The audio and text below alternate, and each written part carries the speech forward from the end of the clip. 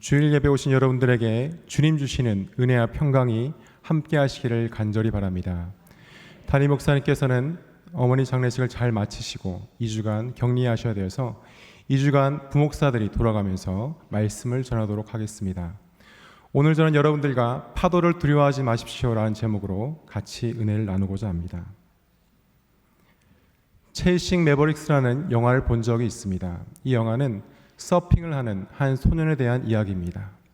이 소년은 이혼 때문에 아버지가 집에 안 계신 것에 대해서 그 아픔을 서핑을 타면서 위로하는 한 소년이었습니다. 그런데 이 소년이 그 마을에는 서퍼들이 많이 사는 마을이었는데 옆집에 최고의 서퍼 아저씨가 살고 있었어요. 그 아저씨가 10m가 넘는 매버릭스라는 파도를 서핑을 통해 넘는 것을 우연히 보게 되면서 그래, 나도 저 파도를 한번 넘어봐야겠다 하는 마음이 생겼습니다. 그리고 그 아저씨를 설득해서 10m가 넘는 그 파도를 넘기 위해 훈련을 하는데요. 이 아저씨가 제이에게 두 가지를 훈련합니다. 한 가지는 파도가 치는 그 원리가 캘리포니아만에 있는 1년에 2번 태풍이 불어올 때에 갑자기 밑에서 압력이 솟아오르면서 10m가 넘는 파도가 생기게 되는데 그 파도가 생기는 곳까지 헤엄을 쳐서 갈 수 있어야 되는 겁니다. 그래야 파도가 시작하는 점을 알 수가 있고 파도를 타고 파도 위로 올라갈 수가 있습니다. 기본기가 중요하다. 수영을 먼저 열심히 해라.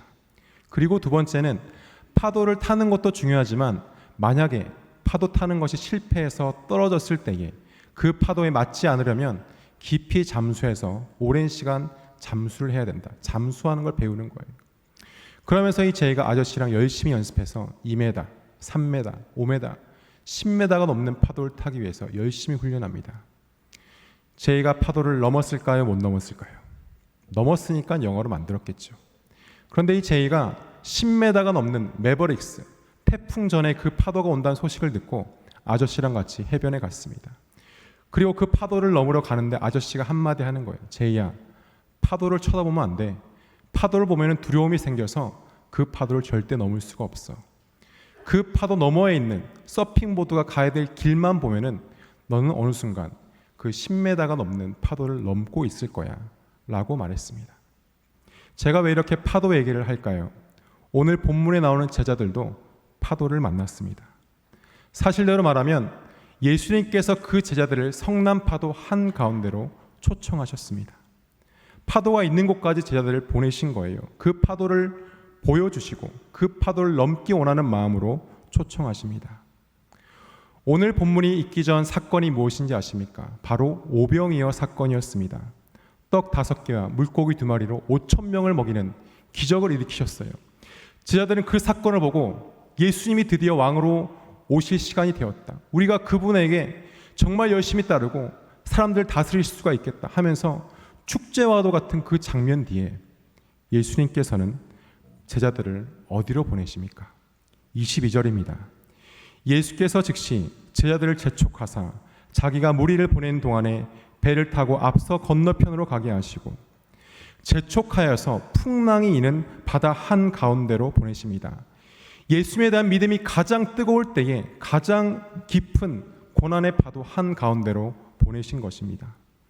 본인들이 정말 난 예수님의 대단한 제자야 라는 생각이 들었을 때 말입니다. 그리고 예수님은 산에 홀로 가셔서 기도하십니다. 23절입니다. 무리를 보내신 후에 기도하러 따로 산에 올라가시니라. 저물매 거기 혼자 계시더니. 제자들 중에서는요 어부들이 많았어요. 바다라고 하면은 가장 자신 있는 전문가들이 있었습니다. 그런데 그런 이들이 풍랑 가운데 심히 힘들어합니다. 자신들이 가장 자신이 있어야 하는 바다에서 가장 힘든 시간을 보낼 때에 예수님께서는 그 배에 함께 계시지 않았지만 그 시간 함께 기도하고 계신 모습을 볼 수가 있습니다. 예수님이 어떤 기도를 하셨겠습니까? 이런 기도 하시지 않았겠습니까? 주님, 저들의 믿음이 이 파도를 통해서 진짜 믿음이 되게 하여 주시옵소서. 오병이어 통해서 교만해지지 않고 겸손한 제자들 되게 하여 주시옵소서. 그 파도의 고난의 의미를 깨달아서 그들이 믿음의 눈을 열게 하여 주시옵소서. 오늘이 어버이 주일인데요. 저는 이 장면을 보면서 믿음의 부모님들이 자녀들을 위해서 기도하는 모습이 떠올랐습니다. 우리 김해제일교회 공동체 가운데 부모님들은 믿음으로 자녀들을 위해서 기도하시길 바랍니다. 자녀들은 그렇게 기도하시는 부모님들 가운데에 그 믿음을 본받아서 믿음의 길을 향해 나아가시기를 바랍니다. 그런데 여러분, 갈릴리 바다 한가운데로 제자들을 보낸 것은 예수님께서 철저히 각본을 짜셨어요. 그리고 연출을 하세요. 성남 바다 한가운데에 배를 두시고 어디로 가지 못하게 잡아두신 다음에 특수효과를 넣으시는 거예요. 파도가 치기 시작하고 바람이 불고 번개도 막 치고 제자들은 어쩔 줄 몰라 합니다. 그러면서 밤은 점점점 깊어져 가고 바람은 멈출 줄을 모르고 있습니다. 우리의 삶 가운데에도 내 신앙이 제일 뜨겁다고 생각할 때에, 내가 제일 잘 나간다고 생각할 때에 주님께서는 감당하기 힘든 파도 한가운데로 보내실 수도 있다라는 것입니다. 그리고 내가 타고 있는 배는 하필이면 가장 힘든데 예수님은 보이지 않는 거예요. 그런데 여러분, 그 모든 상황들이 예수님께서 정확히 계산하시고 예수님께서 직접 짜신 각본이라면은 여러분들은 그 풍랑에 어떻게 반응하시겠습니까? 풍랑에 있는 바다 한가운데 있다면은 여러분들은 무엇을 보고 무엇을 의지하며 어떤 마음으로 출렁이는 파도를 바라보시겠습니까? 예수님께서는 과연 제자들이 그 성난 바람이 있는 파도 한가운데서 무엇을 보기 원하셨겠습니까? 워싱턴 포스트지에서 재미있는 실험을 한 다음에 기사화한 적이 있는데요.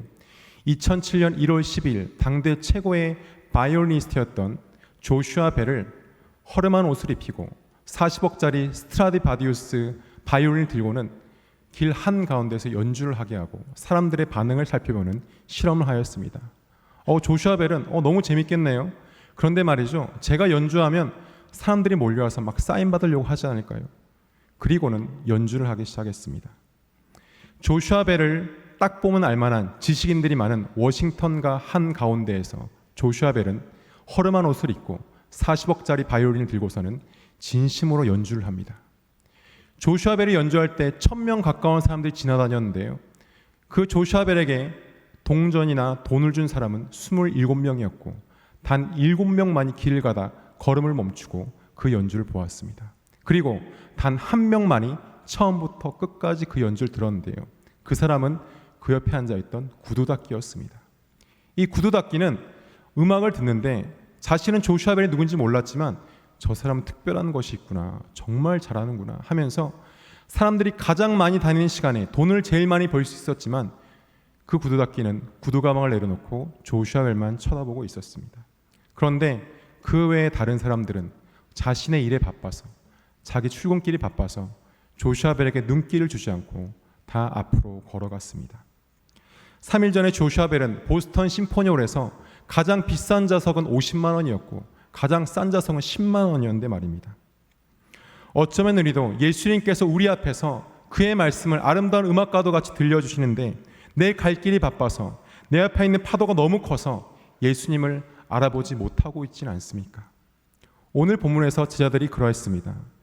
평생 계속해서 보았던 그 예수님을 풍랑으로 인해서 가지도 못하고 되돌아가지도 못하는 갈릴리 바다 한가운데서 밤새도록 씨름하는데 사경이 되었더라. 새벽 3시에서 6시 사이가 되었습니다. 24절입니다. 배가 이미 육지에서 술이나 떠나서 바람이 거스름으로 물결로 말미암아 고난을 당하더라. 밤 사경에 예수께서 바다 위로 걸어서 제자들에게 오시니.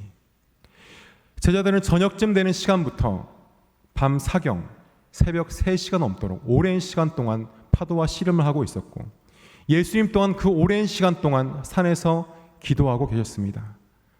오늘 본문의 이 장면이 예수님과 제자들에게 정말 중요한 장면이라는 것입니다. 예수님께서 바다 위를 걸어서 제자들에게 오시는데 제자들은 풍랑과 파도를 보면서 정작 그 예수님을 알아보지 못했습니다. 26절에 제자들이 그가 바다 위로 걸어오심을 보고 놀라 유령이라 하며 무서워하여 소리 지르거늘 유령이다! 예수님이 오시는데 유령이라고 소리를 지르는 거예요. 이러한 제자들에게 예수님께서 말씀하십니다. 나니 두려워하지 말아라. 내가 예수님이야 얘들아. 그 파도를 보지 말고 나를 좀 보렴. 그리고 나를 보고 두려워하지 말아라 라고 말씀하신 것이 아니겠습니까? 27절에 예수께서 즉시 이르시되 안심하라. 나니 두려워하지 말라.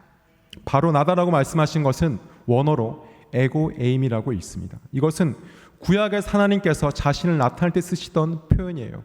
내가 바로 나다. I am that I am. 예수님께서는 의도적으로 이 말씀을 사용하시면서 자신의 신적 본성을 드러내시는 거예요. 정말 중요한 장면이 아닐 수 없습니다. 그동안 인간적인 면을 강조하시면서 제자들과 함께 기적을 일으키셨다면 이젠 대놓고 파도치는 바다를 걸어오시면서 내가 바로 하나님의 아들이라고 그 제자들에게 분명하게 메시지를 전하고 계신 것입니다. 파도는 혼돈을 뜻합니다. 그 혼돈을 넘어서서 평안하게 걸어오신 분이 바로 예수님이시라는 겁니다. 예수님께서 이 모든 상황을 연출하셨는데 이 상황 가운데 반응한 제자가 한 명 있었습니다. 28절입니다. 베드로가 대답하여 이르되 주여 만일 주님이시거든 나를 명하사 물 위로 오라 하소서 하니 그 모습을 본 베드로는 본인도 예수님같이 물 위를 걷게 해달라고 말합니다. 여러분 이게 말이 됩니까? 사람은 물을 걸을 수가 없습니다. 역시 베드로답습니다. 베드로는 생각하고 말하지 않습니다. 말하고 생각하는 거예요. 근데 말하고 났는데 너무 무서운 거예요. 어떻게 물 위를 걷지? 빠지면 어떡하지? 두려움이 몰려왔을 거예요. 그런데 예수님께서는 그 제자에게 물 위를 걷게 하십니다. 잔잔한 물가였다면 그런 말 하지 못했을 거예요. 성난 파도 가운데 고난 가운데 예수님을 보자 예수님의 저런 능력이라면 그리고 내가 그 능력을 믿는다면 나도 그 능력 가운데 믿음 가운데 갈 수 있다는 순간적인 믿음이 베드로 가운데 임한 것입니다. 그래서 나를 명하사 오라고 하는 거예요. 내가 가는 게 아니고요. 주님께서 나에게 능력 주셔서 내가 그 능력 가지고 가겠습니다라고 말하고 있습니다. 내가 감당할 수 없는 파도와 그 파도를 넘으려는 의지 가운데에 내가 생각한 것보다 훨씬 더 큰 은혜로 주님께서 베드로 가운데 임하시는 것입니다. 사랑하는 성도 여러분, 그런데 베드로가 예수님을 바라보고 있다가 순간 그 눈을 돌려서 파도를 바라보는 순간 그는 바다에 다시 빠지게 되었습니다. 30절입니다. 바람을 보고 무서워 빠져가는지라 소리질러 이르되 주여 나를 구원하소서 하니 31절 예수께서 즉시 손을 내밀어 그를 붙잡으시며 이르시되 믿음이 적은 자여 왜 의심하느냐 하시고 파도는 베드로로 하여금 예수님을 보고 있다가 그 시선을 파도로 돌리면은 어떻게 되는지를 분명히 알려주셨습니다. 우리의 시선을 주님에게서 성난 파도로 돌리는 순간 우리는 바로 바다에 빠지는 것을 말하는 것이 아니겠습니까? 그리고 주님께서는 그 파도란 역경을 통해서 제자들의 믿음의 눈을 뜨기를 원하신 것입니다. 심리학에서 말하는 말파리 효과라는 것이 있습니다. 이는 미국의 에이브러함 링컨 대통령의 흥미로운 경험에서 시작되었습니다. 1806년 링컨은 대선에서 승리를 하고 이제 내각을 구성해야 되는데 가장 중요한 자리 중에 하나인 재무부 장관 자리에 상대 진영에 있던 자신을 선거기간 내내 공격하고 힘들게 하고 경쟁했던 상대 진영의 가장 똑똑한 인물인 체스라는 사람을 재무부 장관에 임명하게 됩니다. 사람들이 다 놀랐어요. 아니 왜 우리 진영에도 사람들 많은데 그 상대 진영 계속 링컨을 공격했던 그 사람을 도대체 왜 재무부 장관에 앉히십니까? 이해할 수 없습니다. 링컨은 이에 대해서 뉴욕타임즈와 인터뷰에서 기자가 묻는 질문에 기자도 물어봤어요. 도대체 왜 체스를 상대 진영에 있는 그리고 가장 대통령 되기 힘들게 했던 사람을 재무부 장관 자리에 앉히셨습니까? 링컨은 이에 대해서 한 이야기를 들려주었습니다. 본인은 어릴 때에 형과 함께 켄터키 농장에서 옥수수를 경작했는데 하루는 본인이 말을 몰고 형에 대해서 쟁기를 가지고 같이 밭을 모는데 말이 앞으로 나가지 않는 거예요. 이놈아 일 좀 해라, 좀 나가라 하는데 안 나가는 거예요. 그런데 갑자기 말이 열심히 나가기 시작하는 거예요. 자세히 보니까 말에 말파리가 붙어가지고 말을 계속 쏘고 간지럽게 하니까 말이 그 파리들을 떨어뜨리려고 계속 열심히 가는 거예요. 근데 링컨이 보니까 너무 말이 불쌍해 보여요. 아, 안 되겠다. 말파리를 막 떼니까 그 형이 뒤에서 외치는 거예요. 야, 그 말파리 떼지 마. 그 말파리가 그 말을 열심히 일하게 하는 거야. 링컨은 이야기가 끝난 후에 기자에게 말했습니다. 이제 내가 왜 체스를 재무부 장관에 임명했는지 아시겠습니까? 링컨은 시시각각 자신의 자리를 위협하는 큰 파도와 같은 상대편 진영의 가장 우수한 체스를 내무부 장관의 임명함을 통해서 대선에서 승리하고 멈추지 않고 교만하지 않고 더 열심히 앞으로 나가기 위해 스스로에게 채찍질을 한 거예요. 그 고난과 파도와 체스가 자신을 더욱 열심히 할 것을 알았기 때문입니다.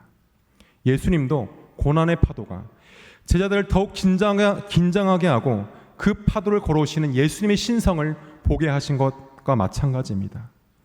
여러분들 삶에도 말파리와 같은 파도가 있습니까? 그것이 여러분들 힘들게 하는 사람입니까? 아니면 상황입니까? 그러면 감사하시길 바랍니다. 그 말파리가 날 더 열심히 가게 하는구나. 그 말파리가 날 더 긴장하게 하고 주 앞에 기도하게 하고 주님의 그 신성을 보게 하는구나 하고 말합니다. 그 파도를 통해서 제자들의 믿음의 눈을 뜨게 하신 것입니다. 지금 우리가 겪고 있는 이 코로나 사태도 어찌 보면 잠들어 있거나 교만해 있거나 매너리즘에 빠져 있는 교회들을 깨우기 위한 하나님의 각본일 수도 있습니다. 더 기도하고 매달리고 주님의 그 신적인 형상을 바라보라고 말합니다. 사랑하는 성도 여러분, 내 인생에 내가 감당하기 힘든 파도가 들이치고 있습니까? 그렇다면 그 파도를 보지 마시고 예수님께 내 눈을 집중해서 그 주님의 신성을 여러분들이 믿으시고 그 눈을 가지고 예수님을 바라보시기를 바랍니다. 그 신성을 통해서 그 파도를 가뿐히 걸어오신 예수님의 능력처럼 우리도 그 파도를 걸어갈 수가 있을 것입니다. 32절입니다. 배에 함께 오르매 바람이 그치는지라. 예수님께서 배에 오르시자 거짓말같이 바람과 풍랑이 잠잠해졌습니다. 보통 배는요 공동체를 상징합니다. 날씨가 좋지 않은데 어부 출신들이 있음에도 불구하고 예수님께서는 그 길을 가도록 계속 몰아세우셨어요. 그리스도의 공동체도요 본인들이 원하지 않는 길로 갈 때가 있어요. 그 길은 내가 원하지 않지만 누군가 계속 밀어붙이는 것 같아요. 마치 그 일을 일부러 겪었으면 하는 마음 같이 말입니다. 예수님이 가라고 하신 길에도 분명 고난과 환난이 있습니다. 그리고 마치 배 안에 예수님이 안 계신 것 같을 때가 있습니다.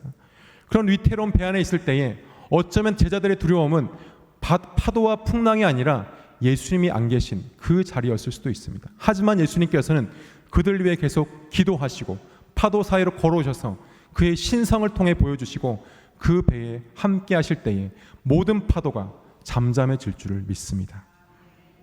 33절입니다. 배에 있는 사람들이 예수께 전하며 이르되 진실로 하나님의 아들이로소이다 하더라. 그 배에 주님을 모셨을 때에 모든 파도와 바람이 멈추었을 때 사람들이 이제서야 인정하는 거예요. 정말 하나님의 아들이시구나. 마술이나 마법을 부리는 그런 인간적인 면이 아니라 정말 하나님의 아들, 그 신성을 가지고 파도 가운데 걸어오시는 예수 그리스도이시구나. 우리는 누구나 다 바람과 파도를 앞에 두고 살아갑니다. 그런데 그 파도 때문에 주님을 보지 못하고 그 파도만 집중하다 보면은 우리는 그 바다에 빠질 수밖에 없는 것입니다. 저의 파도에 대해서 말씀드리겠습니다. 저의 청소년기 때에 저는 외모가 너무 마음에 안 들었어요. 거울을 볼 때마다 왜 이리 머리가 크냐. 여드름이 막 너무 많이 나는 거예요. 여드름이 막 할렐루야 할렐루야 막 터져 막. 왜 이렇게 여드름이 많이 나냐. 주님 불공평하신 거 아니에요. 머리가 좀 작거나 피부가 좋은 사람 보면 너무 부러운 거예요. 도대체 쟤는 뭘 했길래 저렇게 머리가 작고 피부가 좋냐. 하나님이 막 원망스러웠어요. 하나님 저한테 왜 이러세요. 한창 외모에 민감한 거 10대 때 말입니다. 그런데요 어느 특별한 순간을 통해서 하나님께서는 저 자신을 사랑하는 마음을 주셨어요. 어느 순간 제 머리 큰 게 좋은 거예요. 목회할 땐 더 좋아요. 저기 뒤에 앉으신 분들 얼굴 잘 보입니다. 집중이 너무 잘 돼요. 그리고 저를 한 번 만나면 잘 잊어버리지 않아요. 어떤 집사 만나는데 진짜 전 들리는 말로 진짜 크네 그러시는 거예요. 야, 한 번 만나면 안 잊어버리겠다. 그리고 목회를 하다 보면 사진 찍을 일이 많은데 단체 사진 찍으면 한 번에 알아봅니다. 나 여기 있어. 바로 알아볼 수가 있습니다. 사람들이 저랑 사진 찍는 걸 좋아해요. 머리가 작아 보인다고. 그리고 대학생 때는 돈이라는 파도에 주님을 바라보지 못했습니다. 아버지가 아프시면서 우리 집은 왜 이리 힘든가. 대학교 1학년 때부터 가족여행을 한 번도 가본 적이 없어요. 우리는 왜 이렇게 돈이 없지? 주님 왜 이리 우리 집 없습니까? 왜 이리 우리는 놀러 가지도 못합니까? 너무 힘든 거예요. 그 파도 속에 휘말리니까 주님을 바라볼 수가 없는 것입니다. 제가 그래서 고등학생 때 금요일마다 교회 가서 밤새도록 아니고 한 1시까지 기도했어요. 기도하면서 주님께서 저를 인격적으로 만나주시고는 대학생 때 영적으로 많은 것을 경험하게 해주셨습니다. 다른 사람들은 경험하지 못한 많은 것들을 주님께서는 알게 하셨습니다. 대학원에 가서는 공부할 때 공부도 해야 되죠. 아르바이트도 해야 되죠. 사역도 해야 되죠 하니까 너무 힘든 거예요. 그 바쁜 것들만 보다 보니까 주님을 바라보기 힘들었습니다. 오전은 학교에서 공부하죠. 끝나면은 또 초등학교 6학년, 중학교 2학년 진짜 말 안 듣는 애를 데리고 공부시켜야 되죠. 과외했거든요. 또 주말에 좀 쉬고 싶은데 또 전도사였으니까 가서 사역을 해야 되죠. 하루하루가 전쟁 같은 거예요. 도대체 나는 언제 쉬나? 난 왜 이리 힘든가? 그렇게 고난 가운데 그것만 바라보고 있는데 주님께서 그 바쁜 고난 가운데 은혜를 주시는 거예요. 돈도 주시고요.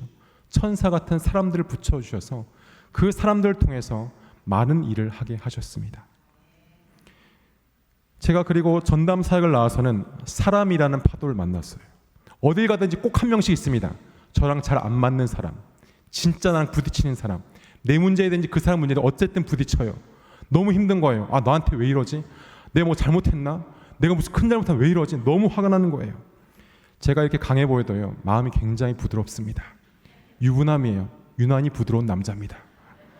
제가 유부남인데 너무 자존심도 세고, 그런데 또 딱 부러지게 심한 말을 못하니까 언제 생각이 나면 자기 전에 생각이 나는 거예요. 그 말 했어야 되는데. 자기 전에 잠을 못 자는 거예요. 주님 어쩝니까? 나한테 왜 그럽니까? 진짜 답답해서 못 살겠어요. 주님, 이거 확 때려치울 수도 없고 어떻게 됩니까? 그런데 주님께서는 항상 같은 답을 주세요. 창대야, 네가 그 사람 좀 품을 수 없겠니? 못해요 주님, 진짜 못해요. 어떻게 그 사람 품을 수가 있습니까? 주님, 진짜 좀 못합니다 주님. 그런데 주님께서는 또 말씀하세요. 내가 너도 품었잖니. 그러면서 주님, 제가 그 사람 품겠습니다. 제가 한 번 더 품고 가겠습니다. 그러면요, 그 사람 앞에서 또 웃으면서 인사해요. 안녕하세요. 입은 막 떨리는데 막 인사해요. 반갑습니다. 그런데 놀라운 사실은 제가 그 사람을 품기로 작정하잖아요. 어느 순간에 그분이 제 옆에서 저를 제일 열심히 돕는 사람이 되어 있고요. 제가 사역하는데 정말 힘이 되는 분으로 옆에 서 있는 걸 볼 수가 있었습니다. 제 인생의 힘든 파도들이 잠잠해지는 비결은 모두 같았습니다. 제 안에 예수 그리스도를 모시는 순간 그 파도들은 모두 잠잠해졌던 것입니다. 나의 시선은 더 이상 파도가 아니라 예수 그리스도를 바라볼 때에 그 모든 것들은 잠잠해지고 예수님만이 내 안에 거하시는 것을 알 수가 있었습니다. 사랑하는 성도 여러분, 여러분들 앞에는 어떤 파도가 있습니까? 특히 코로나 가운데 그 파도가 더 거세어지고 있지는 않습니까? 어떤 분들은 코로나 때문에 장사가 너무 안 돼요. 사람들이 안 와요. 너무 힘들어요. 아이들이 학교를 안 가니까 집에서 하루 종일 밥만 해야 돼요. 우울증 걸릴 것 같아요. 교회를 오고 싶은데 상황 때문에 교회를 가지 못합니다. 직장에서 일을 하는데 가시방석이에요. 수많은 파도가 코로나로 인해서 우리 안에 일어나고 있습니다. 그런데 여러분, 두려워하지 마시기 바랍니다. 그 파도 사이를 걸어오는 마치 유령 같아 잘 알아보지도 못하겠지만 두려워하지 말라는 그 음성을 쫓아갈 때에 예수님께서는 우리의 시선을 그분께 고정하게 하시고 우리 안에 거주하셔서 내 안에 모든 파도를 잠잠하게 하실 줄을 믿습니다. 그러면 그 모든 파도가 잠잠해지고 나는 예수 그리스도를 주라 고백하면서 내 인생의 주님을 나와 함께 동행하는 그 주님으로 모시고 갈 수 있다는 것입니다. 빌립보서 2장 5절 다 같이 한번 읽겠습니다. 시작. 너희 안에 이 마음을 품으라. 곧 그리스도 예수의 마음이니. 아멘. 파도를 두려워하지 마시고 파도 가운데 걸어오시는 그 예수님을 바라보신다면 정말 하나님의 아들이시구나, 살아계신 하나님의 아들이 지금 나를 이렇게 함께 하시는구나, 그 예수 그리스도를 여러분 마음 가운데 초청하시기를 바랍니다. 그러면 내가 걱정하고 바라보고 있는 그 모든 파도들을 주님께서 잠잠하게 해주실 것입니다. 너희 안에 이 마음을 품으라. 곧 그리스도 예수의 마음이니. 기도하겠습니다. 사랑의 주님, 이 세상의 수많은 파도 가운데에 특히 코로나로 인해서 우리의 시선이 주님을 바라보지 못하고 그 파도를 바라보면서 떨리고 두렵고 낙마하고 좌절하고 있지는 않습니까? 하지만 주님, 우리의 시선이 파도가 아니라 주님을 바라보게 하여 주시옵소서. 나에게 말씀하시는 난이 두려워하지 말라는 그 말씀이 오늘 오신 모든 성도분들 마음 가운데 위로와 격려와 힘이 되게 하여 주시옵소서. 특별히 어버이 주일입니다. 이 김해제일교회에서 평생 기도하시며 세우신 우리 어버이들 주님께서 축복하시고 인도하시고 또 자녀된 우리도 그 신앙을 따라서 믿음의 본을 세워 이 믿음의 배를 든든하게 세워갈 수 있도록 인도하여 주시옵소서. 감사드리며 예수 그리스도 이름으로 기도드립니다. 아멘.